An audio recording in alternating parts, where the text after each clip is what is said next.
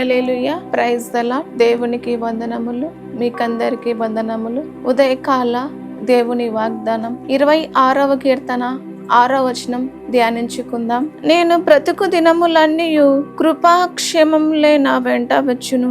చిరకాలం యెహోవా మందిరములో నేను నివాసము చేసేదను. మనము బ్రతుకు దినములన్నీ సుఖముగాను, మనము క్షేమముగాను, మనము ఆశీర్వాదకరముగాను ఉండాలి అంటే మనం బ్రతుకు దినములన్నీ సమాధానముగా, సంతోషముగా మనము బ్రతకాలి అంటే మనము మందిరములో నివాసము చేయాలి. మనము మందిరములో, ప్రార్థనలో, దేవుని సన్నిధిలో, దేవుని సహవాసములో, పరిచర్యలో మనము ఉండాలి. అలా ఉన్నప్పుడు మనకు కృపాక్షేమములు మన వెంట వస్తాయి. కృపాక్షేమములు మనకు తోడుగా ఉంటాయి. మనకు కృపా కాపుదల హస్తాలు ఉంచి దేవుడు మనల్ని కాపాడుతాడు. మనము మన ఇంటి వారము క్షేమముగా, సమాధానముగా ఉండగలుగుతాము.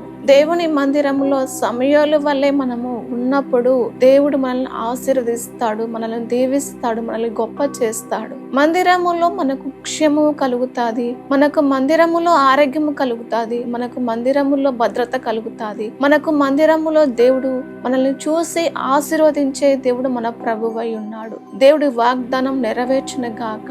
ఆమేన్. ప్రార్థన. పరిశుద్ధుడా తండ్రి, నీకు వందనాలు, స్తోత్రాలు ప్రభువా. అయా తండ్రి, మందిరములో నివాసము చేసినప్పుడు, చిరకాలము నీతో ఉన్నప్పుడు మా వెంట కృపాక్షేమములే వచ్చి మమ్మల్ని ఆశీర్వదించే దేవుడో తండ్రి, నీకు స్తోత్రాలు. మీరే తోడుగా ఉండి సహాయం చేయమని యేసు నామములో ప్రార్థిస్తున్నాము తండ్రి. ఆమేన్.